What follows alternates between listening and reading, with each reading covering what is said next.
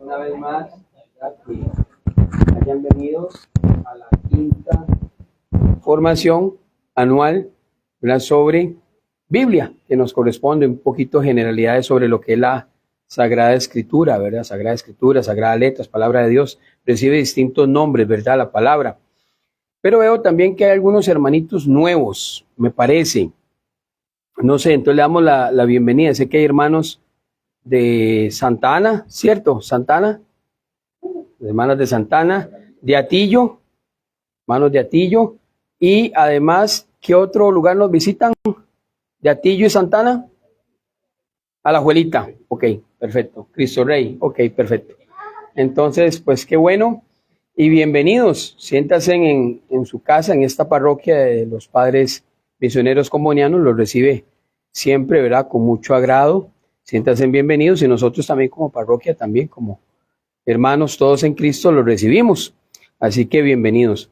Hoy vamos a compartir con nuestro hermano catequeta Isaac, ¿verdad? Que es formador de la escuela Sal y Luz. Sal y Luz también, ¿verdad?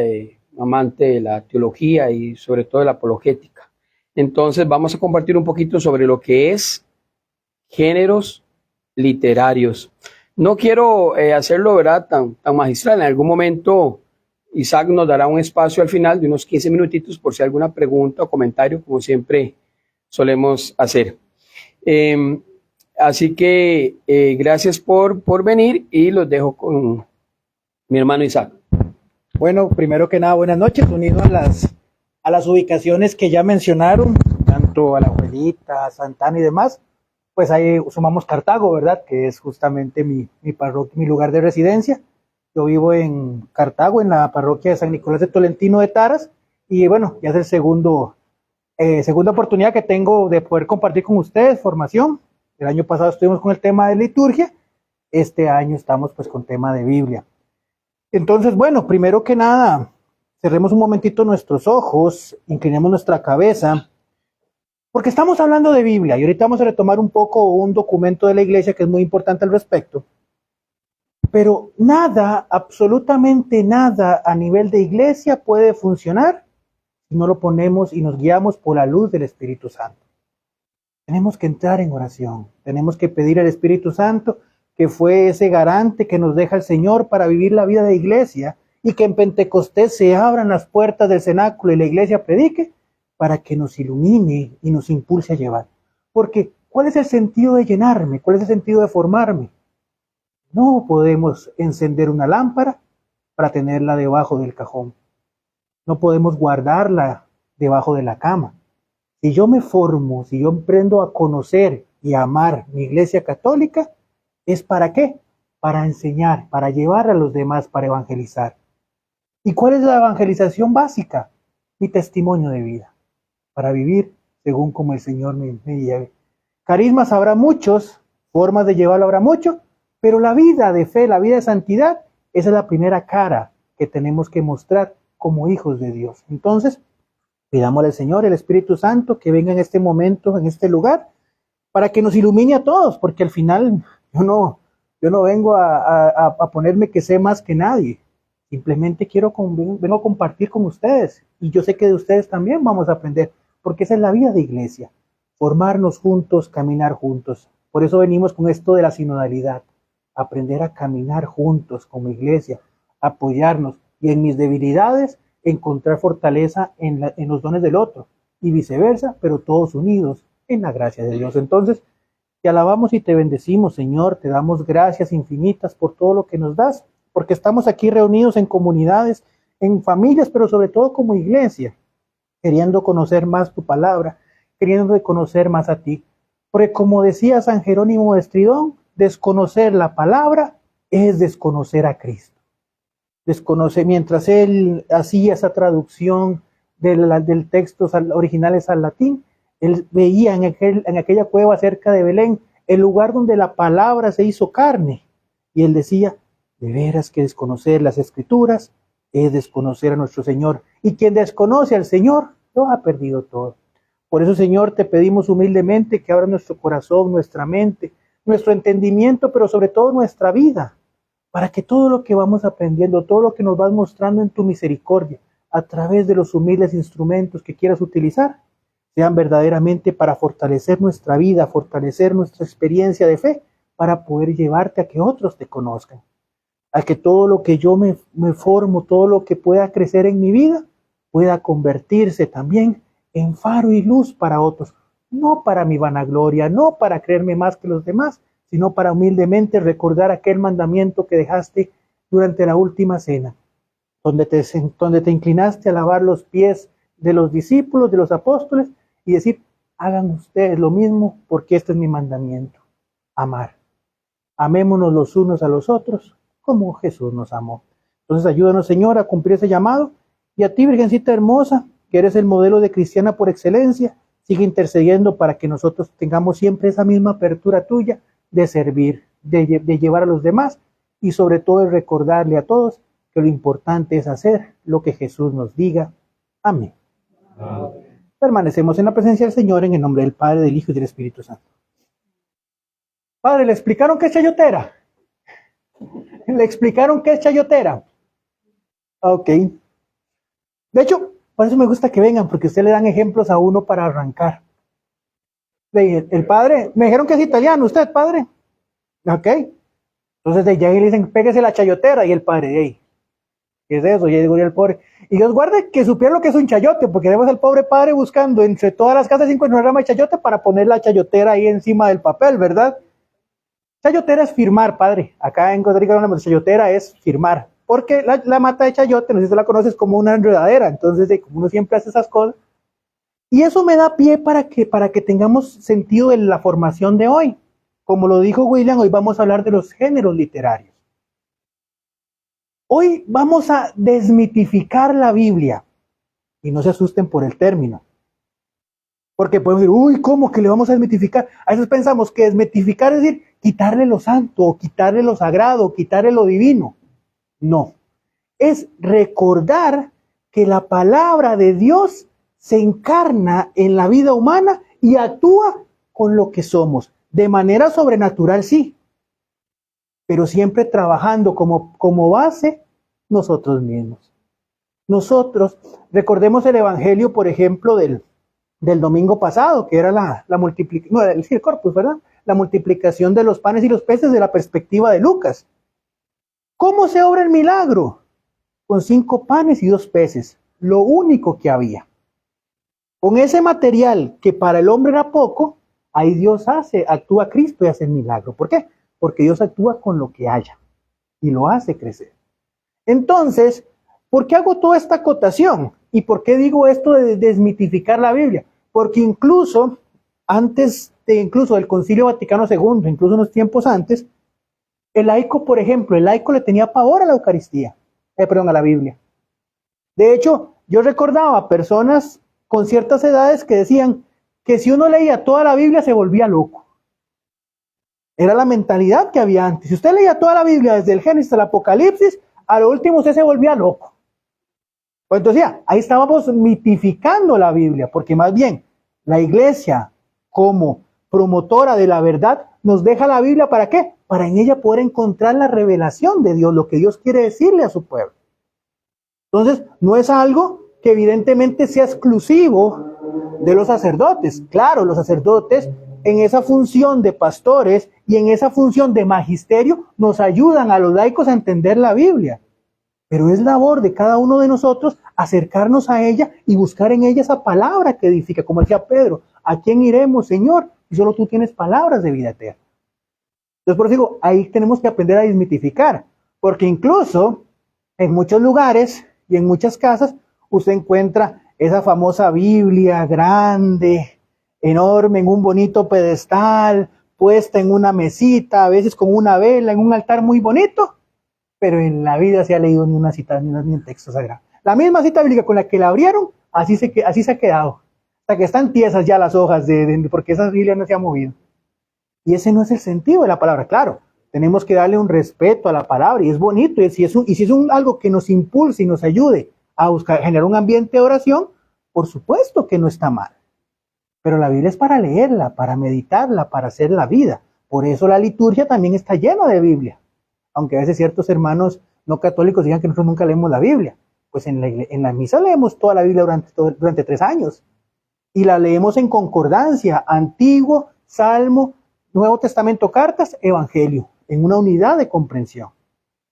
Entonces, tenemos que tener esa experiencia de acercarnos a la Escritura, de buscar lo que ella nos quiere decir, pero evidentemente tomándola como lo que es, algo sagrado. No vaya a ser que nos pasó la de un señor que estaba así medio enredadillo con ciertos asuntos y quiere agarrar una Biblia y dice, bueno, Señor, ilumíname a ver qué debo hacer. Y claro, la abre así, como eso casi que hace la gente, como abre, ponga dedo y esto es, ¿verdad? Y resultó, dice, y salió y se ahorcó. Dice que al hombre, no, esto no me funca a mí, ¿verdad? Cierra, no, Señor, yo sé que eso no es lo que me quería decir, abre, vuelve.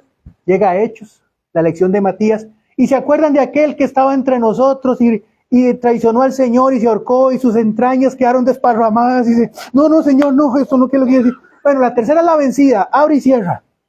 Y llega el Evangelio, lo que tengas que hacer, hazlo ya.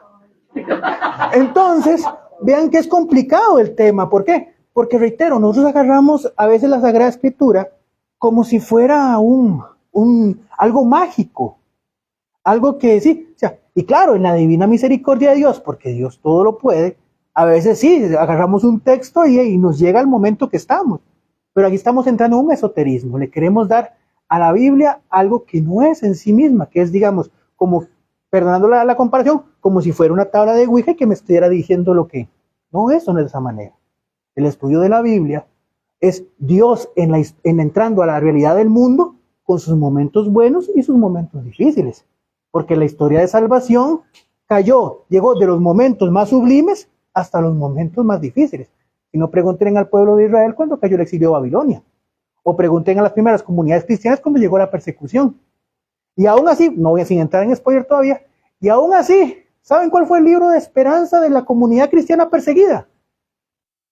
El Apocalipsis. Imagínense, hoy agarran el Apocalipsis para hablar del fin del mundo y todo el mundo se alarma cuando lee el Apocalipsis. ¿Se acuerdan del año 2000? Que el año 2000 y que 1000 años y que 1000 años después de la Biblia, que el mundo se va a acabar y que todo esto. Y el libro del Apocalipsis era el libro de la esperanza de las comunidades perseguidas. Ven qué interesante, ¿verdad? Entonces, ¿pero cómo se entiende esto? A la luz de que, o por ejemplo, si usted a veces lee las matanzas y las guerras y todo eso, y usted dice, ¿pero qué es esto? ¿Cómo esto va a ser una historia de santificación? Bueno, porque en primer lugar, es importante que entendamos y que vayamos de un elemento que es que la Biblia es una historia que ha trascendido por es una construcción de más de 4000 años. Y entonces, así como a veces no podemos juzgar las épocas de un muchacho con tal vez nosotros que tenemos casi 40 o incluso una persona que ya está por los 70, 80, ¿por qué? Porque sus realidades son distintas. Entonces, yo para comprender a una persona, primero tengo que ponerme sus zapatos. Entonces, a eso mismo pasa con la Escritura, porque a veces el gran problema radica en que queremos entender la Biblia con la mentalidad de hoy. Y si bien es cierto, el dinamismo de la palabra de Dios es tan rico por la fuerza del Espíritu Santo que me habla mi realidad actual, para entrar seriamente a un estudio bíblico, primero también tengo que conocer las situaciones en las que se fueron desarrollando y la manera en cómo se fueron escribiendo. Para eso, primero y antes de empezar, recordemos que hay 3 elementos básicos. Ven, otro de los casos que quise hacer para traer historia es utilizar esto. Hubiera sido más fácil hacer una presentación y que ustedes lean. Pero Dios no escribió su historia así. Él la fue escribiendo paulatinamente y él fue utilizando los recursos importantes. Recordemos que en primer lugar, ¿se acuerdan qué significa la palabra Biblia? ¿O han escuchado de dónde viene la palabra Biblia? ¿Perdón? De libros, exactamente. Es una biblioteca. Y como toda biblioteca, tiene de todo. Si usted entra a una biblioteca, puede encontrar libros, puede encontrar historias, puede encontrar novelas, puede encontrar leyes. Yo me acuerdo cuando estaba haciendo contabilidad que me mandaban a buscar la ley del impuesto de renta, la ley del... No, yo soy contador de profesión. puede encontrar historias de amor, poemas. Entonces, ya el entender que la Biblia son libros, tiene que abrirme a entender que no todos los libros se pueden interpretar de la misma manera y que cada uno tiene su propia particularidad. No estás leyendo un periódico, no estás leyendo una revista, sino un texto que se ha desarrollado en muchísimos contextos, en muchísimas realidades y que ha tenido incluso hasta relecturas. ¿Por qué? Porque evidentemente es esa apertura que le da el Espíritu Santo al pueblo de irle conociendo conforme va madurando en la fe. Recordemos lo que dice San Pablo. Y al llegar la plenitud de los tiempos, es decir, hay un momento donde empezamos y llegamos a un momento de plenitud, un momento donde ya el Señor dice, ya el pueblo está preparado. ¿Para qué? Para que venga el Hijo de Dios. Pero estamos hablando que ese proceso desde la creación, pongámoslo desde la creación, que eso es otro tema aparte, pero inclusive desde que Dios llama a Abraham de la tierra de Ur de los Caldeos, se va haciendo un desarrollo histórico con tantas situaciones tan diversas hasta caer al año cero cuando Jesús es enviado a la tierra. ¿Cuánto tuvo que aprender el pueblo en ese tiempo? Trayendo que tuvo momentos de conquista, liberación, esclavitud, guerras nuevamente, sometimiento a imperios, pero siempre con la confianza de que estaba Dios en medio de ellos. Entonces hay que entender en ese aspecto cada una de las realidades para poder yo llegar y decir, ok, aquí puedo conocer la Escritura. Por eso digo, hay que desmitificar la Escritura. Entenderla, que igual, ¿quién de aquí no tiene dificultades? O tiene, venga, llamémoslo feo, llamémoslo de fea manera, ¿quién no tiene defectos aquí? ¿Quién? Creo que ninguno tendríamos el coraje de decir que somos perfectos, pero aún en esas imperfecciones, Dios actúa en medio de nosotros, ¿o no? ¿O no se creen ustedes bendecidos por Dios? Bueno, es la misma historia del pueblo de Israel, en sus imperfecciones, en sus caídas, en todas las realidades, Dios se sigue manifestando, y eso es parte de lo que tenemos que entender. Entonces, desde ahí, estamos hablando de lo que es la experiencia bíblica. Ahora bien, para otros elementos muy básicos, para ya entrar en los géneros. Ok, la Biblia como palabra de Dios escrita y como fuente de revelación, recordemos que la revelación de Dios tiene tres fuentes. La Biblia es palabra escrita, la tradición, que es las enseñanzas de los apóstoles, y el magisterio, que es la labor que tiene la iglesia de transmitir verdaderamente las enseñanzas que dejó el Señor. Porque recordemos lo que dice la última parte de Juan. E hizo Jesús muchas cosas en frente de sus apóstoles, que si se hubieran escrito todas, no alcanzarían libros para contener toda esa información. Perdón. Entonces la Biblia es parte de la revelación, pero no es la revelación completa. Pero sí nos ayuda a tener esa concepción de Dios. Pero entonces, obviamente, el primer elemento es la revelación. Dios se muestra al hombre. Ahora bien, para revelarse, ¿a quién se le revela? ¿A quién se le revela? Pues claramente no a ángeles, sino se le revela a hombres y mujeres. Hombres y mujeres con virtudes, con defectos y sobre todo arraigados a sus tiempos. Y a través de eso se da algo que se llama la inspiración. Dios inspira a esos hombres y a esas mujeres para que hagan palabra humana lo que Dios quiere transmitir. Entendiendo, como dije anteriormente, que están amarrados a sus épocas. Entonces, por ejemplo, hay salmos y textos que dicen que entonces que Dios creó el mundo y que el sol gira alrededor de la tierra, lo cual no es cierto. Ya hemos conocido que más bien es la tierra la que gira alrededor del sol. Entonces, ¿por eso podemos decir que están equivocados? No, simplemente no tenían manera de saber cómo era eso. Entonces, viene la pregunta del millón para esta parte. ¿Ustedes creen que la Biblia tiene equivocaciones? ¿Creen que la Biblia tiene equivocaciones? Valientemente, díganlo con confianza. Ya les dije una, que el hombre pensaba que la tierra giraba, que el sol giraba alrededor de la tierra. ¿Tiene errores la Biblia? Bueno, ya estamos hablando de traducciones en ese caso, ya eso es otra escala dentro de la experiencia, digamos, de la reflexión bíblica. Pero ¿tiene errores la Biblia? ¿Qué creen?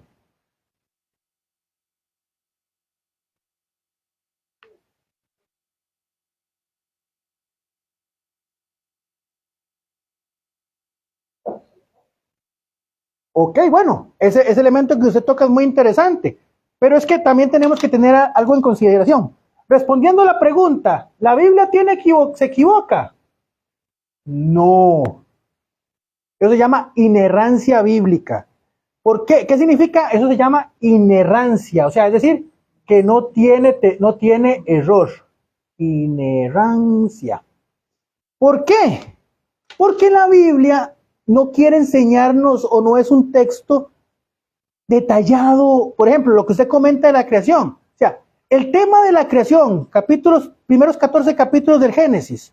O sea, no busca enseñarnos cómo se creó el mundo, sino quién creó el mundo. Porque recordemos algo, nada más para que lo tengamos en consideración. Una de las teorías del origen del universo es la teoría del Big Bang, que es una de las más aceptadas. Y uno de los formuladores de la teoría del Big Bang es un sacerdote, de apellido Lemaitre, Georges Lemaitre. Entonces, ¿por qué? Porque tenemos que entender que el objetivo de la Biblia como historia no es una historia exacta, sino es una historia de salvación. Entonces, vean cómo en esos primeros capítulos del Génesis, lo que quiere mostrar es cómo Dios fue creando, que Dios pensó y creó todo, y que dentro de toda esa creación puso al hombre a la cabeza de todo. Pero la forma no es determinante. Pero si por ejemplo, nosotros hemos asumido una herejía, entre comillas la frase, que nos enseñan en ciencias, que es que la materia no se crea ni se destruye, solo se transforma. Y no, si tiene un creador, Dios es el creador. Entonces, pero reitero, el método, lo que la Biblia quiere, o sea, no nos pongamos a debatir el cómo, sino es reflexionar el quién creó. Y que Dios creó todo, y Dios crea al hombre con el fin de su salvación y de poder compartir con él. Que después el hombre cae en su fragilidad, pero a pesar de la caída, el Señor lo busca nuevamente para llegar a su encuentro. Es una lectura espiritual de la Escritura. Lo que quiere enseñarnos, lo que quiere llevarnos. Aquí el tema no es que usted busque en la Biblia, en el pasaje de Canaán, y no le va a decir la fórmula química para que usted convierta el agua en vino. Imagínese el negociazo. No, eso no es. Es que Dios actúa y trae alegría a esa familia. Es el sentido del signo. Entonces, desde ahí tenemos que tener esa experiencia y esa apertura de, no se trata de buscar respuestas de cosas que la ciencia se encarga de hacer. Recordemos que la misma ciencia es un don del Espíritu Santo. Y que también hay muchos creyentes que son científicos y han ido demostrando y han dicho que en cada puerta que abre la ciencia, atrás de cada puerta se encuentra Dios. Entonces, si no es el comprender que la Escritura como texto sagrado lo que quiere es enseñarnos cómo Dios actúa en la realidad del ser humano y cómo ha ido construyendo una historia de salvación.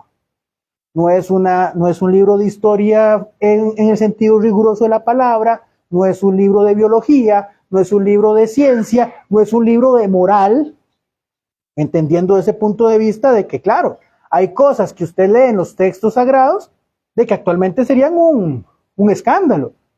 Primera lectura de hoy. ¿Qué pasó en la primera lectura de hoy?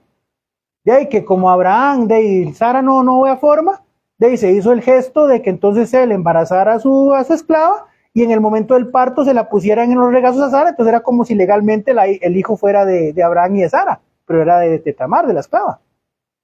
O sea, usted ahorita no puede hacer eso. O sea, yo no creo que ningún marido, ninguna esposa aceptaría que el marido pues embarace. Bueno, primero porque no podemos tener esclavas, ya empezando por ahí. Y en segundo lugar porque ahí no tiene ningún sentido. Entonces valoremos ese asunto y decimos, ay no, que la Biblia, qué barbaridad, no. Estamos hablando de hace más de 4.000, 5.000 años, con una mentalidad completamente diferente. Recordemos que bíblicamente, en las épocas antes de Jesús, la vida, una persona que era amada por Dios, se reflejaba en la mentalidad de la gente en 3 cosas. Una familia numerosa, muchos bienes y buena salud. Por eso el texto de Job se convierte en un texto tan determinante. ¿Por qué le pasa a Job? Pierde su familia, le roban sus ganados y cae enfermo de lepra. Entonces, es el signo que utiliza la Biblia para demostrar que Job, que dentro de los ojos de la gente, Job pasó a ser muy amado por Dios a ser casi aborrecido por Dios, a pesar de ser justo. El libro de Job es una introducción a entender el porqué el sufrimiento del inocente, que después el hombre entenderá en Cristo. ¿Por qué tiene que sufrir el inocente? Porque Job no había cometido pecado. Y nos dice, vean, como dice, habla de un hombre con muchos bienes, con familia numerosa y de buena salud, y de un momento casi que seguido perdió las 3 cosas. Entonces, y en el lenguaje bíblico significa que Dios lo había abandonado completamente. De hecho, ¿qué le dicen uno de sus amigos? Vamos, ¿qué le dicen los amigos? Ya, maldice a Dios y muérete.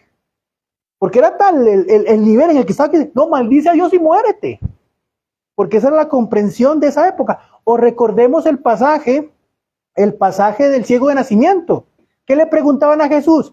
Señor, ¿quién pecó, él o sus padres para que él haya nacido así? ¿Por qué? Porque se ligaba la enfermedad con el pecado.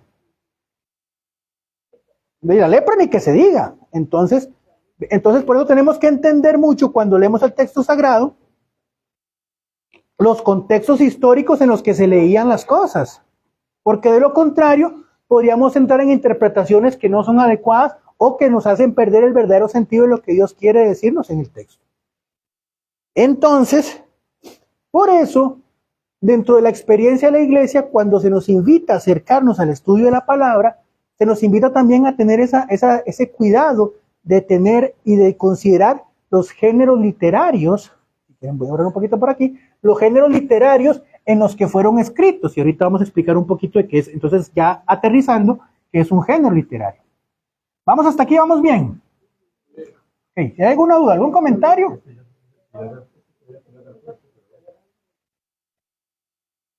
¿Perdón? Señor, ay, ahora sí es cierto que me tocó difícil.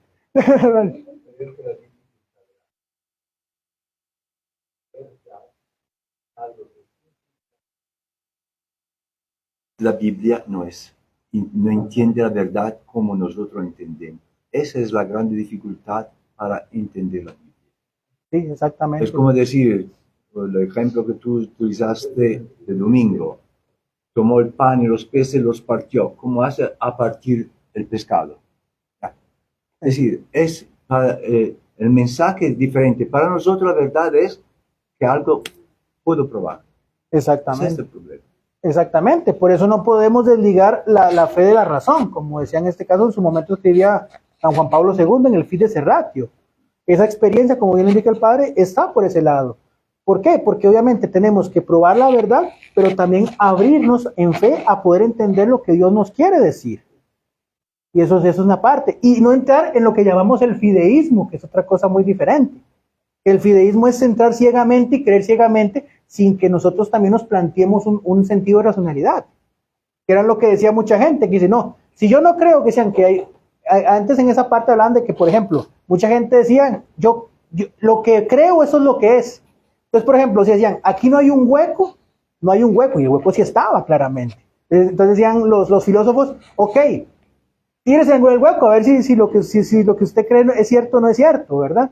Entonces en esa parte entramos. Hay un documento que, ahora sí ya para entrar en materia, hay un documento que yo les recomiendo, es cortito, y pueden leerlo, que es del Concilio Vaticano II, que se llama Dei Verbum. El Dei Verbum es la declaración sobre la revelación divina. En el numeral número 12, en particular, nos habla mucho sobre esa necesidad que tiene que tener el católico al acercarse a la Biblia, de también entender esos elementos que conforman la Escritura. De hecho, porque dice, habiendo pues hablado Dios en la Sagrada Escritura por hombres y a la manera humana, para que el intérprete de la Sagrada Escritura comprenda lo que él quiso comunicarnos, debe investigar con atención lo que pretendieron expresar realmente los agiógrafos. ¿Han escuchado este término? Ok. Agiógrafos. Ok. Nada más para que lo tengamos claro. Entonces han escuchado, por ejemplo, ¿cómo se llama? Los improperios, pero del Viernes Santo, no los improperios del estadio, ¿verdad? ¿Se acuerda que, por ejemplo, hay uno que dice agios o deos? Santo. Santo o sagrado. Y grafos, escritor. Entonces, cuando hablamos de un agiógrafo, estamos hablando de aquellas personas que el Señor utilizó para convertir en palabra humana su mensaje divino. Es lo que conocemos como los agiógrafos. Entonces, dice que los agiógrafos y plugo a Dios manifestar con las palabras de ellos. ¿Por qué?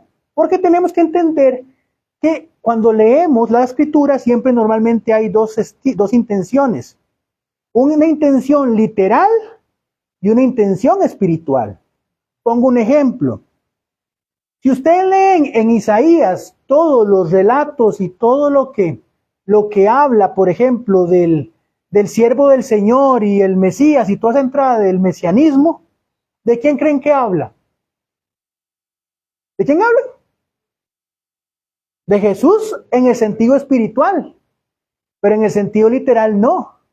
Porque el Mesías en la época de Isaías se convirtió en Darío, el rey de los medos y los persas. ¿Por qué? Porque fue el que venció a Babilonia y le permitió al pueblo de Israel regresar a la tierra prometida. Por eso les digo, ya después, en la experiencia espiritual, claro, viene ya después, ante la continuidad de la situación de Israel, y sobre todo esa liberación, que recordemos que la liberación que Dios nos pone, no es física, es espiritual, es la búsqueda de la santidad, es poder alcanzar la vida eterna. Entonces, pero siempre en la figura de esa experiencia que tuvieron los israelitas, que para lo de ellos, la situación del destierro de Babilonia fue lo más destructivo que pudieron haber pasado hasta ese momento, la figura de Darío fue la de un Mesías. ¿Por qué? Porque fue el que Dios eligió, a pesar de no ser judío, un rey pagano que les permitió regresar a su tierra prometida. Porque ese fue el contexto histórico en el que se escribió eso. Pero claro, después en este momento, nosotros lo vemos dentro de la experiencia espiritual, que es Jesús, el Mesías que nos libera de la esclavitud del pecado y nos hace dignos de la vida eterna. Entonces, por eso les digo, siempre hay que entender que los textos también tienen un contexto histórico donde se refleja. Pero siempre se dice, un texto sacado de su contexto se convierte en un pretexto. Entonces, desde ahí tenemos que verlos. Y entonces, evidentemente, entender que propiamente y producto de sus situaciones, así también desarrollaban las cosas. Yo recuerdo que antes, cuando estaba en un grupo de los del movimiento juvenil salesiano ahí en Cartago, nosotros íbamos a visitar a un asilo de ancianos, y era como parte de nuestros apostolados. Y usted veía que era vacilón, porque obviamente los adultos mayores, cuando empiezan a ver chiquillas muy jóvenes, pues empiezan así, como que empiezan ahí a ponerse medio jacarandosos, ¿verdad? Y así se empiezan les reaviva la juventud y todo eso, ¿verdad? Y entonces había un señor que me hacía mucha gracia, porque el señor invitaba a todas las muchachas a ir a la finca de él a dar una vuelta en carreta. ¿Por qué? Porque esa era la forma en como ellos matizaban en su época, una vueltita en carreta y esas cosas. Obviamente, para un momento ahora, no creo que usted va a llegar a, pues un día ya te vas a tu esposa, haces una vuelta en carreta, le conseguís una volanta. Entonces, a ver cómo nos va, ¿verdad? Fíjese que está por allá atrás. O sea, que ¿cómo la ve? Una visita, una salida romántica en carreta. Entonces, ojalá los viejitos anden medio enfermitos del estómago y ahí van haciendo un caminar en todo el asunto, ¿verdad? Entonces, imagínense hasta qué punto de romantiquez puede ser eso. Bueno, para nosotros en este momento, que estamos hablando de relativamente poco tiempo, eso es impensable. Eso es impensable. Hace años eso era la regla. Y hay que entender entonces esa misma mentalidad. Si nosotros en 50, 60, 70 años hay diferencias marcadas en la manera de ver el mundo, más con la época del celular y demás, imagínense cómo se veía el mundo hace más de 4000 años. Y eso tenemos que tenerlo claro cuando nosotros enfrentamos la palabra de Dios. Por eso cuando vemos que las guerras, que las matanzas, que la ley del anatema, que está muy marcada en el ¿cómo se llama? En el libro en los libros de la conquista, lo que es la parte de Josué y Jueces. ¿Qué significa la ley del anatema? Que cuando el pueblo de Israel conquistaba algo, tenía que matar a todo, ¿verdad? Arrasarlo absolutamente todo, personas, animales y todo eso. ¿Por qué? Porque en la mentalidad de la época, aparte que eran batallas, porque estamos hablando de conquistas, que no era que llegaba el pueblo de Israel y decía, a Canaán y decía, ¿cómo le va? Viera que yo hace unos 400, 800 años yo estaba aquí, pero me fui para Egipto, pero esta casa es mía, este lugar es mío, ¿verdad? Y yo decía, ay, sí, disculpe, es que se lo estaba cuidando, venga, pueblo de Israel, acomódese aquí. No, era batalla, era lucha. Entonces, obviamente, en el contexto de la lucha, también se busca una experiencia espiritual. ¿Cuál era? Se buscaba eliminar todo lo que era relacionado con eso. ¿Por qué? Porque había paganismo. Entonces, era la forma de evitar que entrara la idolatría dentro del pueblo de Israel. Ahora bien, ya con Cristo, ¿qué dice Jesús? No hay nada fuera que haga impuro al hombre, sino lo que nace de su corazón. Pero esta mentalidad que Jesús enseña era impensable de que el hombre de hace 4.000, 5.000 años o 2.000 años la pudiera entender. Por eso hablamos de que la revelación es progresiva. Así como el chiquito va aprendiendo cosas relativamente conforme va creciendo, el pueblo de Dios también tuvo que vivir ese proceso. Entonces, ¿me entienden? Entonces se da una explicación espiritual del por qué esas cosas a raíz de una explicación también histórica. Era la única manera de conquistar, solo a través de la guerra. Entonces, hay que tener esa parte. Entonces, eso siempre que tenemos que tenerlo en consideración cuando nos acercamos a la Sagrada Escritura. Entonces, desde ahí, tenemos que entrar en esa experiencia propiamente de reflexión. Y de hecho, vieran que el estudio de los géneros literarios de la Biblia es relativamente nuevo, como en los años 1800, por ahí, que se empezó como a profundizar esa parte. Reitero, antes, obviamente, a nivel de iglesia y demás se enseñaba, pero no era tan accesible tampoco a los laicos. Ahora, pues ya gracias a Dios, pues el laico también puede accesar eso, pero digamos, ese estudio, esa comprensión histórica, crítica, hermenéutica también es importante y se viene dando como del año 1800 para acá.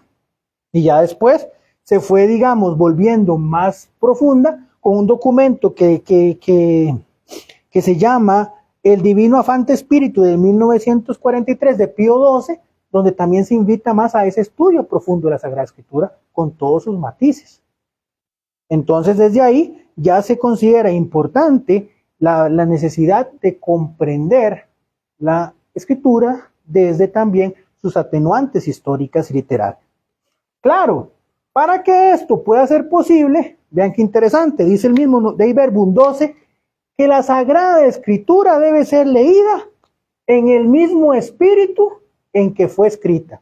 Si hemos hablado de que justamente Agios es santo sagrado, es porque por la fuerza del Espíritu Santo, el hombre recibe el mensaje de Dios y lo hace palabra humana.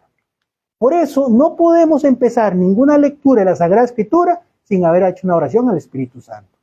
¿Para qué? Para lograr la sintonía con aquel que hizo posible que la palabra de Dios se volviera palabra humana. ¿Hasta ahí estamos bien? Ok, perfecto. Entonces vamos a dar un poquito nada más para no extendernos demasiado en algunos elementos propios, por ejemplo, de los géneros literarios. Por ejemplo, cuando hablamos de un libro como el libro de Jonás, pensamos que es una historia como el Éxodo, como el Génesis, una narración de un personaje, pero más bien, a veces el libro de Jonás no es un texto propiamente histórico, en el sentido de un hecho ocurrente, sino que es un mensaje o una enseñanza que da el pueblo de Israel en función e introduce un elemento muy interesante, que es la universalidad de la salvación. Porque veamos cómo Jonás no le va a hablar a la comunidad judía. Él va a hablar a los ninivitas. Vean qué interesante. O sea, él ahí está hablando de un elemento que al principio de la experiencia judaica o de la historia de salvación era impensable. ¿Por qué? porque antes se pensaba en el contexto del Antiguo Testamento que solo los judíos eran el pueblo de Dios. Perdón. Y a Dios fue el que lo mandó a Nínive. ¿Perdón? Por eso. Y Juan no quería ir. Y vean, por ejemplo, también las figuras literarias. Porque dice que, y las formas de escribir. No sé si se acuerdan a cuál fue la ciudad que huyó Jonás. Agarró un barco hacia qué destino. ¿Cómo se llamaba la ciudad? Empieza con T. Con T de Tar y... No, pero Brian anda cerca. Cambiemos ese O por IS. La ciudad se llamaba Tarsis. ¿Y saben por qué en el texto de Jonás se dice que es justamente la ciudad de Tarsis? Porque en el momento en el que se escribe el libro de Jonás, la ciudad de Tarsis es la ciudad más lejana conocida. Entonces, ¿qué quiere decir el texto? Que Jonás se alejó lo más posible del llamado que Dios le hizo. Él quería alejarse completamente de ese llamado. Por eso se habla de la ciudad de Tarsis. Porque aparte que era contravía de Nínive, era la ciudad más lejana conocida en ese momento. Eso también es parte de la comprensión del género literario bíblico, esos detalles que nos enseñan el elemento espiritual. Jonás quería alejarse de Dios y de su misión hasta el nivel máximo. Pero ya después viene el tema del qué. ¿Qué se tragó a Jonás? Un pez. En ningún momento, en ninguna parte dice el texto que era una ballena. La palabra que utiliza es el pez. Es lo mismo. ¿Qué era la fruta prohibida?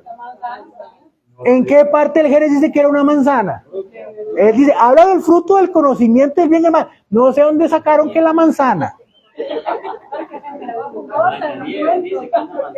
Bueno, Blancanieves sí, pero o sea, ve qué interesante cómo incluso también vamos introduciendo en nuestra experiencia bíblica cosas que no son. Había un libro que salía una ballena. Es que, o sea, por eso, tal vez, por eso, pero un libro, pero no era la Biblia. O sea, tal vez por el tema, digamos, por el simbolismo y para que la gente lo comprendiera mejor, tal vez utilizaron con el pez más grande, conocemos la ballena, porque posiblemente si hubiera agarrado un tiburón, lo mastica primero y ya después al carajo Jonás. Pero, digamos, en ese caso, tal vez para efectos didácticos. Pero al punto que yo voy, es que lo que se quería demostrar era, bueno, y después vean la explicación teológica.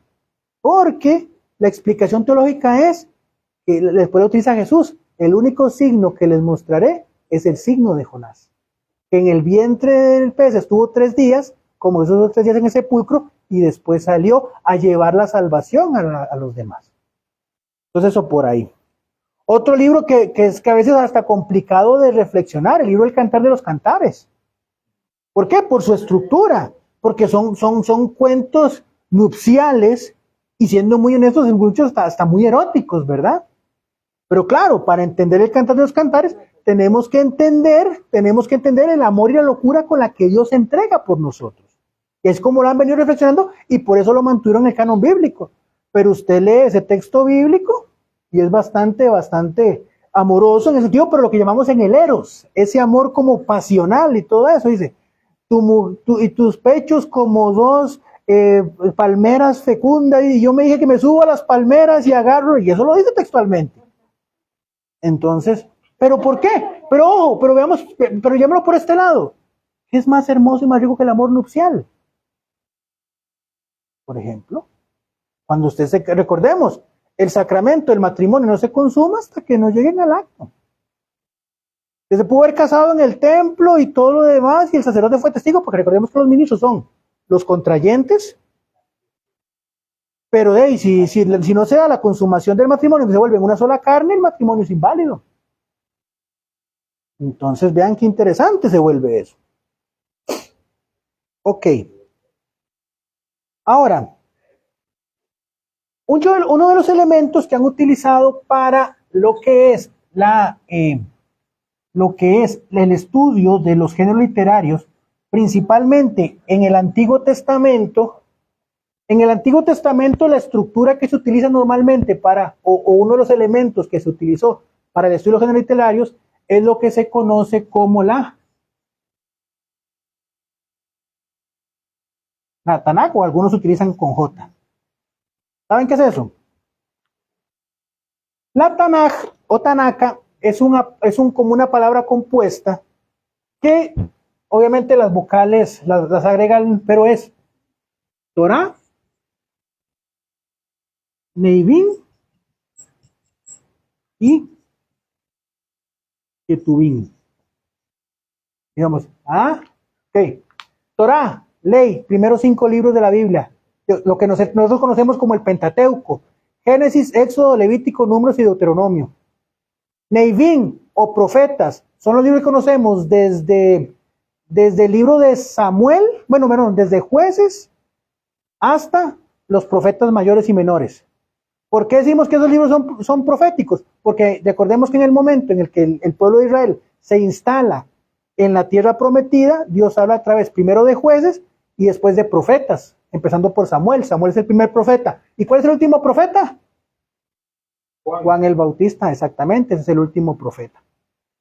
Y finalmente el Ketuvim es lo que se conoce como las historias, que ya serían todos los demás libros que se utilizan en el del Antiguo Testamento. Por ejemplo, que el Cantar de los Cantares, que los Salmos, que Proverbios, que todos esos libros es lo que se llama el Ketuvim. Esa es la estructura de cómo se dividen los libros de lo que es el Antiguo Testamento, o cómo lo distribuyeron el pueblo, los judíos. Entonces, ¿qué encontramos muchas veces en la Torá? Encontramos historias narrativas, pero también encontramos historias noveladas. ¿Qué significa historias noveladas? Historias que no buscan un rigor histórico, sino más bien una experiencia de reflexión espiritual. Ejemplo, la creación. Como decíamos al principio, la creación no busca explicar el cómo, sino el quién creó. Entonces eso por ese lado. También podemos encontrar de lo que son el libro de la Torá, lo que es el género legislativo, que son, digamos, todas aquellas leyes que fueron recibiendo. El libro por excelencia que encierra todo esto es el Levítico. El Levítico, si usted lo lee desde una perspectiva de lectura, es aburridísimo. Pero véalo espiritualmente. Vean cómo Dios mismo va marcando el culto que quiere que se le dé, con los gestos, a través, en este caso, de su comunidad. Porque ella es meticuloso cómo debería ser el culto, ¿verdad? Entonces en esa parte la encontramos. O también los 10 mandamientos, el decálogo, por ejemplo. Es un género legislativo. O sea, Dios dice lo que se puede y lo que no se puede hacer. Y después, todo lo que es el Deuteronomio. ¿Saben qué significa Deuteronomio? Deutero, segunda, nomio, ley. Es decir, es la ley ya perfeccionada para que se viva dentro del ambiente judío. Porque si ustedes ven el Deuteronomio, hay historias, pero también hay muchos mandamientos y legislaciones. También tenemos lo que se conoce como, en historia, lo que es la épica o epopeya. Entonces, la épica o la epopeya yo la puedo comentar, como por ejemplo cuando un chiquito hace su primer gol en el equipo y llega todo contento y le pregunta: papito, ¿y qué? ¿Cómo fue su gol? Mire, mami, yo agarré la bola desde el área de nosotros y me llegó uno y me lo quité, y me llegaron 2 más y me los volví a quitar, y llegó el árbitro y también me lo quité, y llegaron 5 compañeros míos y me los quité a los 5 y la levanté y le hice una chilena y pegó en el poste y después la cabecé y lo metí. Y tal vez usted dice: hey, Maradona en el 86, y tal vez el gol fue que le pegó en la cabeza y entró, pero la emoción no. Entonces, ¿qué es lo que hace? La epopeya es una exageración de ciertos gestos, pero que no es que están diciendo mentiras, sino que simplemente es dentro de la euforia de la acción de Dios, se exaltan ciertas cosas. Por ejemplo, el Éxodo, el 14, cuando salen de Israel, es una epopeya y era muy utilizado en esas épocas. Entonces, ok, por ese lado. Después, ya llegó la epopeya al Marino Soy. Después tenemos la parte... Nada más a verlo rápido. Tenemos el sentido lírico, que son los salmos o todo lo que son cantos. Tenemos los libros sapiensales. Sapiensal viene de inteligencia, de conocimiento, de sapiencia. Tenemos sabiduría, tenemos justamente Eclesiastés, Eclesiástico. Todos son libros de esa línea. Tenemos también, obviamente, proverbios, refranes y demás. Después Vámonos al Nuevo Testamento. Bueno, obviamente los profetas hay diversas formas. Llamamos, por ejemplo, los oráculos.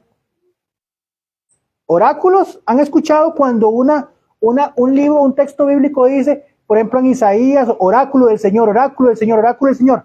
¿Saben qué significa eso? Un oráculo es, el profeta está hablando, o da a entender que es una frase textual de Dios. O sea, cuando dice, oráculo del Señor es, Dios me dijo esto, y le reafirma, oráculo del Señor, o sea, el Señor lo dijo, y es oráculo del Señor. Pero también habían acciones proféticas. Ahí principalmente, por ejemplo, tenemos el caso de Oseas. Que Oseas, recordemos que Dios lo mandó a que se casara con una prostituta para recordarle al pueblo que él los amaba a pesar de sus infidelidades. O el caso de Jeremías, que Jeremías lo puso con un yugo que caminara por todo el pueblo, para decirle al pueblo de Israel que se sometiera al yugo de Babilonia, que lo importante no era su libertad jurídica, sino la libertad de poder darle culto a Dios. Pero obviamente llegaron otros profetas que decían, falsos profetas, no, Dios lo que quiere es que nos liberemos y que estemos ahí, y que nadie nos someta y todo, y rácata, llegó a Babilonia y los destruyó. Entonces eso por ahí. Ya para evitar ya mayores situaciones, nada más voy a hacer algunos, esto por aquí estamos claros. Sí, ya como cayó la ley, hermano, cayó la ley. Entonces de ahí vamos Que quede claro que es la ley. sí, exactamente, sí. Por eso dije, cayó. No, es que, no, por eso dije que cayó la ley, porque la ley se obedece. Nadie puede argumentar ignorancia ante la ley. Entonces, por eso digo, no lo estoy haciendo. Finalmente, nada más para terminar esta parte. En el Nuevo Testamento, tenemos, por ejemplo, empecemos de atrás para adelante. Tenemos el género apocalíptico, que también está en el Antiguo Testamento. De hecho, en el Antiguo Testamento, en el libro de Daniel, en algunas partes del libro de Jeremías, tenemos elementos de género apocalíptico, que son imágenes y demás. Por ejemplo, los testigos de Jehová utilizan una mala interpretación, por ejemplo, cuando dice que se van a salvar solo 144,000 personas, que son los salvados. ¿Qué son 144,000? 12 de la antigua alianza, 12 de la nueva alianza y 1,000 que significa una cantidad, una multitud. Entonces, por ejemplo, eso es lo que significa 144,000. Pero mucha gente dijo que no, solamente 144,000 se iban a salvar. Y de hecho, entonces, en esa parte, entonces utiliza imágenes, signos y demás. Por eso les digo, vean qué interesante, el libro Apocalipsis era el libro de esperanza para una comunidad perseguida. Y nosotros lo leemos con miedo. Pero evidentemente solo podemos entender el contenido del Apocalipsis en condición del por qué se escribían esas cosas. Porque de hecho vean cómo termina, o sea, está la batalla, y termina el cordero desollado victorioso. ¿Y quién es el cordero que fue degollado victorioso? Jesús. Es que ya con Jesús vencimos, a pesar de las dificultades, a pesar de todos los ataques. Tenemos lo que se llaman las epístolas, que son las cartas. En ese caso, pues recordemos que bíblicamente se dividen, obviamente, en las cartas paulinas y las cartas católicas, que son las que escribieron justamente los otros apóstoles, Pedro, Juan y Santiago. Entonces, y está el tema de los hebreos, que ese es un tema aparte, porque muchos biblistas todavía en primer lugar ya le han quitado la atribución a Pablo. De hecho, recordemos que nosotros leemos el carta a los hebreos, dice, de la carta a los hebreos, en la misa. En las otras cartas dice lectura de la carta del apóstol San Pablo a los Corintios, lectura de la carta del apóstol San Pablo a los Efesios, y carta a los hebreos no, porque todavía hay como un debate, por ejemplo. Que reitero, eso tampoco tiene que ser un delimitante para no creer en su canonicidad. Pero en ese caso, nada más que vean que como siguen habiendo estudios bíblicos, y hay cosas que siguen todavía siendo elementos de todavía como de buscar realidad o de afirmación o reafirmación. Entonces, tenemos obviamente libros históricos, exactamente como los Hechos de los Apóstoles, y finalmente los evangelios. Que los evangelios, recordemos, y esta parte es muy importante, y con esto ya quiero terminar, los evangelios no son biografías de Jesús. No es que alguien estaba detrás de él tomando el más mínimo detalle de su vida, no. El evangelista, de hecho veamos, ¿cuántos evangelistas son? ¿Quiénes eran? Ok. ¿Cuántos conocieron a Jesús físicamente? Dos. Mateo y Lucas. Mateo y Juan, perdón. Y vean qué interesante esto. ¿Y cuál fue el primer evangelio que salió? Marcos. Y Marcos no conoció a Jesús. Marcos lo conoció por Pedro y por Pablo. Bueno, principalmente por Pablo. Por Pedro, después de que se enojaron con Pablo y Bernabé por culpa de él, ¿verdad? Entonces, porque vean hasta eso, cómo pasan historias en la Biblia, ¿verdad? Y Pablo y Bernabé se enojaron por culpa de Juan Marcos, que Marcos es el evangelista, que después se va con Pedro y Pedro le cuenta la historia de Jesús y él es el que escribe el primer evangelio. Por eso decimos, evangelio según San Juan, ¿por qué? Porque no estamos viendo una biografía. El evangelio es aquel creyente que ha conocido al Señor, que lo ha aceptado en su corazón y lo refleja a los demás desde su punto de vista. Y eso es importantísimo que lo tengamos en consideración. ¿Por qué? Porque cada uno de nosotros, y con esto quiero terminar en los géneros literarios, cada uno de nosotros está llamado a escribir el evangelio según San ustedes, cada uno por su nombre. El evangelio según San William, el evangelio según San Isaac, el evangelio según San Lorena, el evangelio según San todos. ¿Por qué? Porque es lo que Cristo hace en sus vidas, en sus realidades y en sus cosas. Por eso les digo, cada evangelista escribió el evangelio y usted puede ver que hay pasajes que fueron escritos, que un evangelista los puso antes, otros después, otros en otro lugar y demás. Y no es que se estén equivocando, sino que simplemente el mensaje evangélico ellos lo hagan según lo que ha hecho en su corazón. Por ejemplo, Lucas, que no conoció a Jesús, sino es por la comunidad cristiana, y él como médico pone el evangelio como un elemento de misericordia. Por eso él tiene los tres pasajes de los tres parábolas de la misericordia de Dios. La moneda perdida, la oveja perdida y el Padre misericordioso. ¿Por qué? Porque él conoce la fragilidad humana. Entonces él refleja la experiencia desde esa fragilidad. Mateo, como judío, conocedor de Jesús, evidentemente él quiere reafirmar la experiencia mesiánica de Jesús. De hecho, por eso él cita mucho las Escrituras, porque Mateo quiere demostrar a la comunidad judía que Jesús es el Mesías. Y Juan, el discípulo amado, con una teología más elevada. Entonces, que él quiere demostrar también propiamente esa divinidad de Jesús, que la vemos desde el prólogo, ¿verdad? Al principio la palabra estaba con Dios y la palabra era Dios. Entonces, vean qué interesante cómo cada uno de ellos va poniéndole su matiz. Y no es que podamos o digamos que es que se están contradiciendo, no. Es que recordemos que la presencia de Cristo tiene que impactarme para yo dar testimonios de mi realidad. Yo no puedo dar testimonio desde los zapatos, ¿cuál es su nombre? Yo no puedo dar el testimonio de los zapatos de Reinaldo. Reinaldo dará su propio testimonio y yo daré el mío propio. Y así cada uno de nosotros. Pero que en cada uno de nosotros la luz de Cristo debe brillar. Por eso yo siempre me quedo con esa imagen tan linda de la vigilia pascual. Cuando el cirio va caminando en medio de la iglesia, que es luz de Cristo, y todos nos empezamos a distribuir la luz.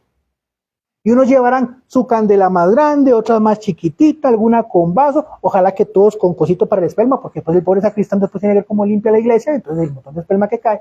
Pero bueno, y vean cómo de una luz grande, que es la luz de Cristo, se ilumina en un momento todo el templo.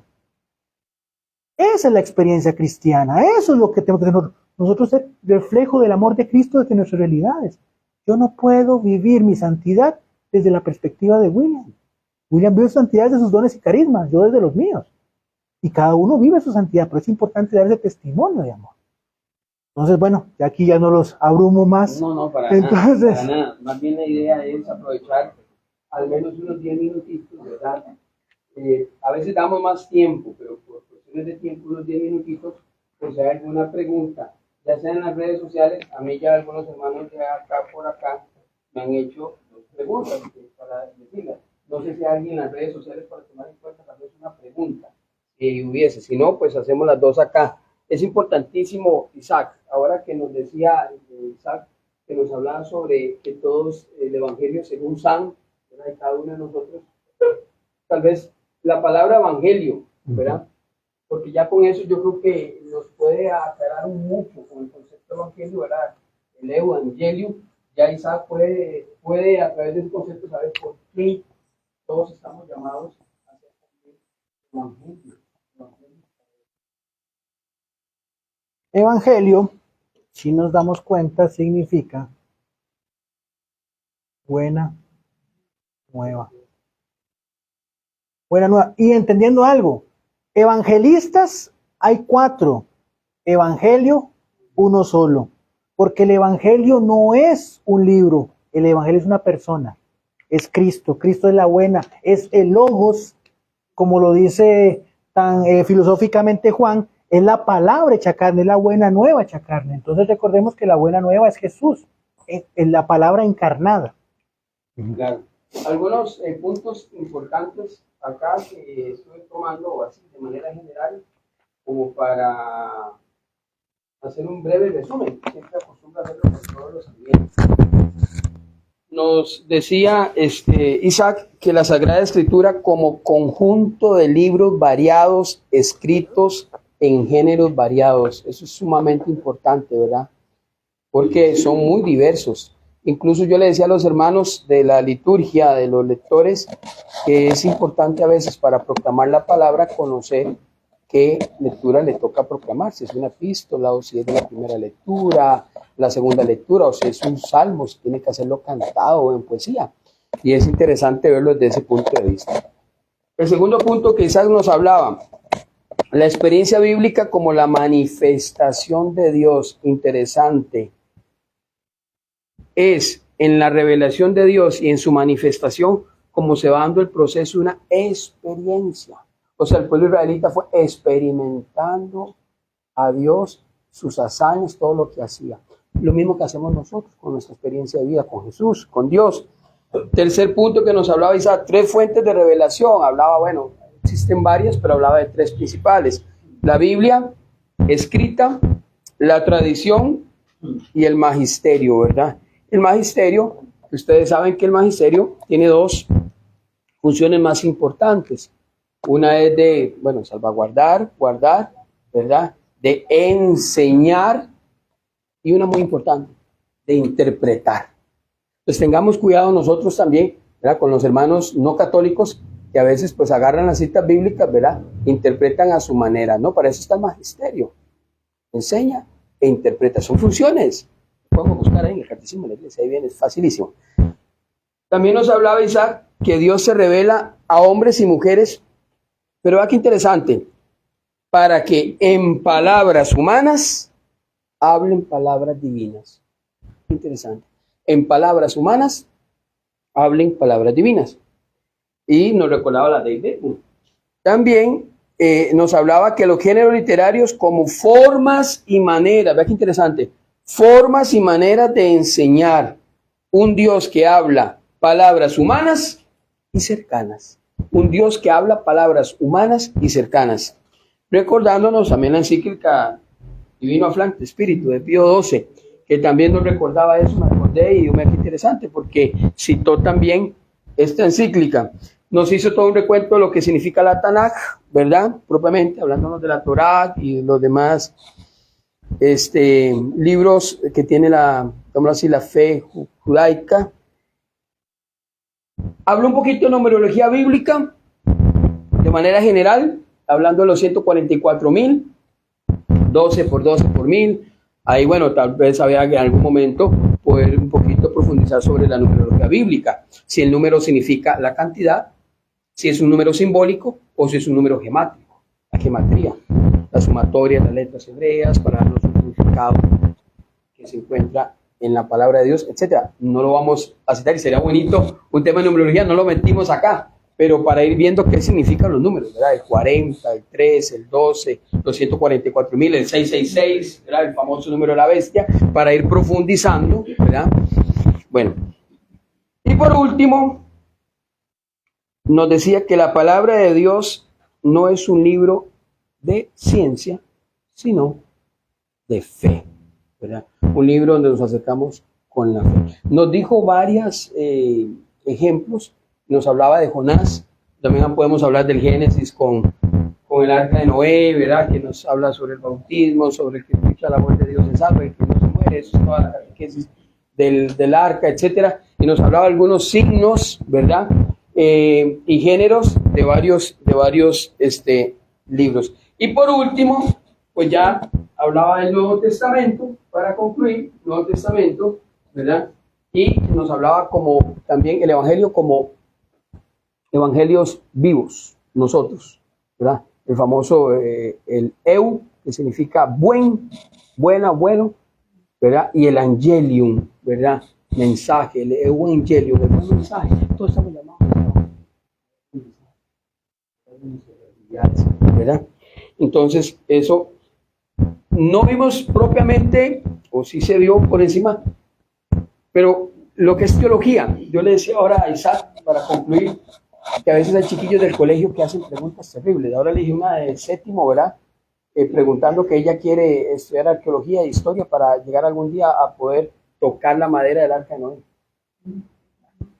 Interesante, tocar la madera del arca de Noé. Entonces uno se pregunta, ¿existe o no existe? ¿Era fábula del género literario como fue escrito? ¿Era un signo de una catequesis? ¿Realmente existe? Ya uno habla de diluvio y muchas cosas. ¿Verdad? Para que lleve realmente, pues, profundizar un poquito sobre la teología. Y no solo el arca de Noé, pues todo, ¿verdad? Ahora el padre Leo también hacía el domingo de la multiplicación una enseñanza muy linda, teológica, ¿verdad?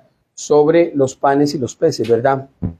El gran milagro se da también en el momento en que somos capaces de compartir, en que somos capaces de darnos, ¿verdad? Pues sí, claro, a cualquiera le gustaría ver 2 pescados y un momento 10,000. Dios, Jesús tiene el poder para hacerlo, pero qué bonito también profundizar en eso, en saber, ¿verdad? Y sobraron 12 canastos y comieron más de 5,000. Sí, pero qué bonito, además de saber que el milagro está también en que los demás podamos también compartir de ese pan, ¿verdad? Bueno, entonces a veces para la teología nos debe llevar también a eso. Preguntas. ¿Hay alguna pregunta por ahí? No, ok. Bueno, vamos a esta pregunta aquí y esta aquí. La otra la vamos a omitir y solo 2 preguntitas para concluir. Mi hermano, te paso el micrófono acá. Solo que dice que los libros deuterocanónicos, que bueno, a veces los hermanos separados, que como que hubo una pausa ahí, entonces que más o menos una explicación ahí de a qué se refieren eso, como que hubo una pausa y que por eso no están metidos en la, bueno, más que todo la Reina Valera, ¿va? Bueno, vamos a ver. Bueno, voy a tratar de aterrizarlo lo más, porque si no aquí nos vamos hasta mañana, ¿verdad? Eso es todo, es un tema apologética muy profundo. El detalle principalmente nace porque, bueno, como todos sabemos, hay 2 listas bíblicas bases, principalmente lo que es el Antiguo Testamento. Estamos hablando de lo que es el canon palestino, o la lista de los libros que fueron recopilando los pueblos, digamos, el pueblo de Israel. Y después se da un momento o un tema donde cae lo que es el destierro de Babilonia. Con el destierro de Babilonia se da una figura que se llama la diáspora. Porque no es que cuando entendemos el destierro, no es que llegó a Babilonia y se llevó a todo el pueblo de Israel para Babilonia. Se llevó una cierta parte, una gran mayoría a Babilonia, y mucha gente empezó a huir y a irse a otros lugares. Entonces, desde ahí, en ese caso, el pueblo de Israel también empieza a perder un poco de esa condición de conocimiento del idioma propiamente hebreo, que era el idioma en el que originalmente se escribieron los textos. Y empiezan a hacer traducciones desde la perspectiva griega. En el idioma griego, un griego que se llama el griego koiné, que se llama koiné porque es un griego común, era un griego, digamos, no tan elevado, ¿verdad? Después de eso, cerca de la época de lo que llamamos el helenismo, en la época griega, el rey Ptolomeo, para la gran, biblioteca, que son las 7 maravillas del mundo, le pide al pueblo judío que haga una traducción de sus textos sagrados, pero al idioma hebreo, al griego koiné. Y ahí entonces del canon, que inicialmente tenía 66 libros, de hecho había más, o sea, los judíos también tienen otros libros que tal vez no están dentro de nuestra Biblia como tal, pero aparecen 7 libros adicionales. Entre ellos el Sirácides, o también llamamos eclesiástico, también llamamos, por ejemplo, el libro de Tobías, en los libros de Macabeos, Sabiduría, que de hecho Sabiduría fue el último libro que se escribió, digamos, de todo el Antiguo Testamento. Y entonces, ¿qué es lo que pasa? Digamos, claramente, o sea, si nosotros nos vamos a nivel judío, hay una teoría que se dice, pero no es del todo confirmada. Los judíos, en un momento determinado, cuando viene el fenómeno cristiano, recordemos que los cristianos empiezan como una secta dentro de la comunidad judía que reafirmaban el mesianismo de Cristo, se empieza a crear como una especie de división y ellos hacen un corte bíblico a una época que se llama la época veterotestamentaria. es aproximadamente de los años como 200, 300 antes de Cristo a la venida de Cristo, que es mucho donde van apareciendo esos últimos libros. Entonces ellos dicen, no, nosotros aceptamos de estos libros para atrás, el canon palestino. Pero eso para efecto de los judíos, ¿por qué? Porque esos libros eran muy cristianos, era la mentalidad. Ahí se habla mucho de una especie de concilio que hicieron en Jamnia, se llama el lugar, que dicho sea de paso, esa situación se dio después de que Roma destruyera el templo de Jerusalén, como en el año 90, por ahí después de Cristo. Entonces eso a nivel judío, todos los judíos omiten esa etapa por esas circunstancias. Cuando viene la situación de Lutero, Lutero lo que usa es el canon palestino, es decir, la Biblia que utilizan los judíos. ¿Por qué? Pues motivo para hablar mucho. Pero por ejemplo, Macabeos, ¿qué nos enseña Macabeos? La oración por los difuntos y la purgatoria de la oración por los difuntos. Pero es que a veces se utiliza mal ese elemento. Porque incluso para Lutero había libros del Nuevo Testamento que debían ser sacados del canon, como la Carta de Santiago, que llamaba Carta de Paja. ¿Pero por qué la Carta de Santiago es Carta de Paja? Porque dice que la fe sin obras está muerta. Entonces estaba en contra del principio de la sola fe. O incluso decía que el Apocalipsis debía ser sacado del canon. Imagínense, vean qué interesante, todas las ramas no católicas que nacen de Lutero adoran el Apocalipsis, porque ahí se agarran muchas veces para meterle miedo a las personas. O sea, no quiero ser en este caso peyorativo con los hermanos no católicos, pero hay muchas tendencias que buscan ese libro como para asustar a la gente. Y más bien su fundador la quería quitar de la Biblia. Entonces vean qué interesante, pero digamos, más que todo por ahí va ese tema, porque a nivel judío era porque decían que era una etapa muy tardía, y ellos casi que entonces no lo tenían contenido dentro de su experiencia, y máxime que decían como eran libros muy cristianos, y el tema de Lutero, pues evidentemente se agarra el canon palestino, por esto que estamos explicando. Y la pregunta ya para concluir. La hermana me decía varias cosas, me hablaba sobre un Dios que primero da los mandamientos y dice no matarás, pero después manda a los amalecitas y para que hagan una guerra, ¿verdad? Entonces decía un Dios que dice no matarás y después manda a que mate. Bueno, interesante, ¿verdad? Pero no quiero enfocar eso, más bien quisiera enfocar el Dios en el Génesis, por ejemplo, capítulo 6, versículo 6. Un Dios que dice, y se arrepintió Dios de crear al hombre. Interesante, un Dios perfecto, puro, soberano y supremo, que no se equivoca, dice que se arrepiente. ¿Podríamos dar una observación sobre eso, don Isaac? ¿Podríamos compartir un poquito sobre eso? Yo ahí tengo unas líneas también que me gustaría. Es importante entender, recordemos que también volvemos a lo que hablamos anteriormente. Nosotros, la experiencia de Dios y el conocimiento de Dios que tienen las personas en esas épocas se estaba muy limitada también a sus propios sentimientos, sus propias emociones.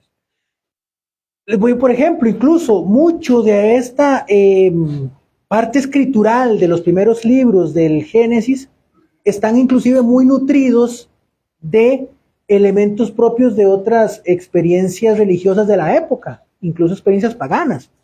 Por ejemplo, todo lo que tenía que ver con los sumerios y los mesopotámicos. Por ejemplo, el tema propiamente del diluvio, por ejemplo, nada más para hacer un matiz, se basa mucho también en una antigua epopeya sumeria que se llamaba la epopeya de Gilgamesh, de un hombre que tenía que salvar de un diluvio a través de una planta y que lo engañó una serpiente. Ahora bien, ¿cómo entendemos esto? ¿Es plagio? No, es una experiencia teológica que va naciendo de la capacidad y el conocimiento divino que el pueblo va adquiriendo, como les digo, progresivamente. Entonces, cuando vemos a un Dios que dice que se arrepiente, a veces es más bien una reflexión de la experiencia del mea culpa del ser humano que va cayendo. De hecho, recordemos que incluso, si nos vamos más allá, en la Biblia hay unos salmos que se llaman los salmos imprecatorios. Son salmos que se llaman imprecatorios, ¿por qué? Porque hablan sobre clamores de venganza muy agresivos. De hecho, hay uno que ahora no sé si es el 58, de que se agarren los niños recién nacidos de Babilonia y los peguen contra las paredes. ¿Pero por qué? Porque tenemos que entender, y como lo hemos dicho, la palabra, la Biblia es la manifestación de Dios en la experiencia humana. Recordemos que Babilonia fue la destrucción completa del pueblo de Israel, y por consecuente, y en ese sentido, había sentimientos de odio entre las personas. Y por eso esos salmos no los quitaron. ¿Por qué? Porque reflejaban el sentimiento de la persona. Pero muchos salmos se complementan entre frases fuertes y momentos de confianza a Dios. ¿Por qué? Porque somos nosotros. ¿Cuántas veces nosotros nos hemos enojado con Dios? Porque nos pasa algo, porque no nos salen las cosas como queremos. Entonces, obviamente, ese sentido también propio de decepción es ese reflejo de esa mentalidad del ser humano que todavía no conoce la plenitud del amor de Dios. Porque al final, vean cómo incluso, después del diluvio dice que Dios cumple su promesa de no volver a destruir el ser humano. A pesar de que hubo muchos momentos en los que el ser humano merecía ser destruido, ¿verdad? Pero es, como digo, es parte de ese proceso de comprensión del misterio de Dios, que nunca podremos ser capaces de entenderlo en su plenitud. Pero como decía San Agustín, en el momento que expliquemos a Dios, Dios deja de ser Dios. Entonces tenemos que entender también que hay mucha esa reflexión del ser humano que se implica y se representa en su propia mentalidad y en su experiencia de Dios, donde encuentra su limitación, así como Adán, después de que pecar, se quiere ocultar de Dios. Entonces esa es la experiencia como tal, complementaria. No, y bendito Dios, no, súper bien, y bendito Dios también que se sirve de los humanos, entiéndase la frase, se sirve los escritores sagrados, agiógrafos, de los agiógrafos, ¿verdad?, para llevar ese mensaje. Hay algo muy interesante porque incluso nos habla palabras humanas. El Génesis en la creación, por ejemplo, me decía una chilla, profe, pero Dios pudo haber creado el universo entero en una milésima de segundo o en 1.000 millones de años. Sí, claro. La Biblia dice 7, sí, claro, dice 7. Qué dicha que dice 7 días para yo como humano poderle entender a Dios. ¿Será posible que le pueda entender? Bueno, habla de una parte humana. Algunos en teología le llaman eso lenguaje antropomórfico. Antropos, morfo, forma, en forma humana.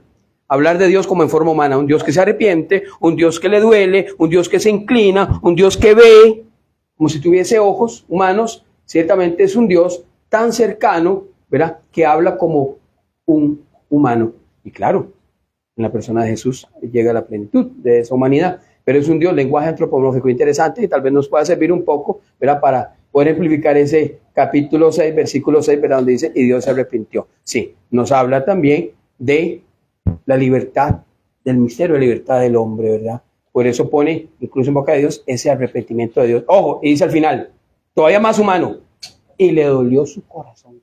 Dice Génesis 6:6. Interesante, ¿verdad? Entonces hay que profundizar eso, ¿verdad?, también desde la teología. Pero bueno, aquí no estamos en un curso de teología, sino de Biblia.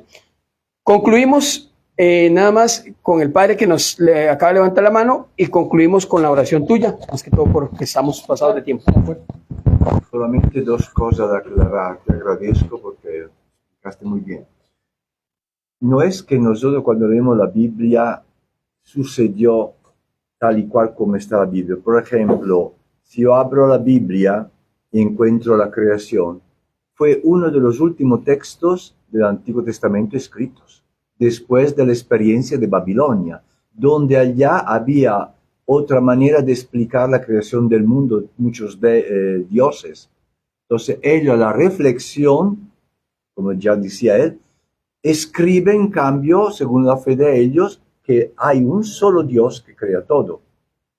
Hay que entender también esto, no es que como está escrito la Biblia así sucedió. Es toda una reflexión posterior, sobre todo después de la experiencia de Babilonia, que van recuperando sus tradiciones y su fe. Dos, creo que hay un género literario que te has olvidado. ¿Cuál me brinque, padre? Ahorita te lo digo. El género literario, lo digo así bromeando, es que cuando nosotros leemos la Biblia, también los pequeños detalles son muy importantes. Nosotros la leemos y no nos damos cuenta. Domingo próximo tenemos, por ejemplo, el Evangelio de ¿y usted de quién dice que soy yo? Ya, contesta Pedro, y Jesús le dice, dichoso tú, Pedro, hijo de Jonás. ¿Por qué hijo de Jonás? Y no sabemos quién es el padre de Pedro. Sin embargo, está escrito, hijo de Jonás. Es decir, los pequeños detalles te indican y te ayudan a entender el texto, el mensaje. Pero si yo lo leo deprisa, el género literal deprisa, eso yo no lo entiendo. ¿Entiendes? Hay que tener la paciencia de decir, ¿por qué eso? ¿Por qué me dice así? ¿Por qué lo expresa de esta manera? Entonces yo voy interrogando la Biblia y eso me ayuda a coger el mensaje. Si no lo leemos como una historia, en cambio es un mensaje que te expresa quién es Jesús. Qué bueno, padre, sí, qué buen aporte, gracias. Sí, es que bueno, nada más como una última particularidad bíblica de oración. ¿Cómo se llamaba aquel ciego que decía, Jesús, hijo de David, ten compasión de mí? No, en ningún momento dice el nombre. Él dice Bartimeo, el hijo de Timeo. Bar es una expresión hebrea que significa padre, Timeo, hijo, pero no dice cómo se llamaba. Todo el mundo sabía que era el hijo de Timeo, pero nadie sabe cómo se llamaba ese muchacho. Por ejemplo, para que vean el tema, los detalles. Ellos decían Bartimeo, el hijo de Timeo, pero en ningún momento dijeron cómo se llamaba. Y solo una parábola tiene, y de todas las parábolas de Jesús, solo una tiene un nombre propio. ¿Cuál es? El rico Epulón, que Epulón es más bien lo que significa es que era muy rico y muy egoísta, y el pobre Lázaro. Es el único personaje con nombre de todas las parábolas de Jesús. Por lo menos para un par de detallitos bíblicos, para que, como dice el padre, no apliquemos el género de prisa para leer la escritura, sino que lo leamos con esa experiencia espiritual. Bueno. Antes de la oración, vamos a recordarles que nos vemos, si Dios quiere, el 24 de julio, si Dios lo permite, ¿verdad? Con el contenido que es la Biblia, primera parte. Bueno, entonces nada más para cerrar, pidamos por la intercesión de nuestra Madre Santísima, aquella por la cual la palabra se hizo carne, esa es la experiencia más marcada de lo que es la palabra encarnada, al punto de que ella acepta la palabra en su corazón y llega Jesús a su vientre, ¿verdad? Entonces pidámosle a ella que por su intercesión podamos alcanzar esa bendición de Dios y digamos, dulce Madre, no te alejes, tu vista de nosotros no apartes, ven con nosotros a todas partes y nunca solo nos dejes. Y ya que nos proteges tanto como verdadera Madre, haz que nos bendiga el Padre, el Hijo y el Espíritu Santo. Bueno, que Dios los bendiga y es un gusto haber compartido con ustedes.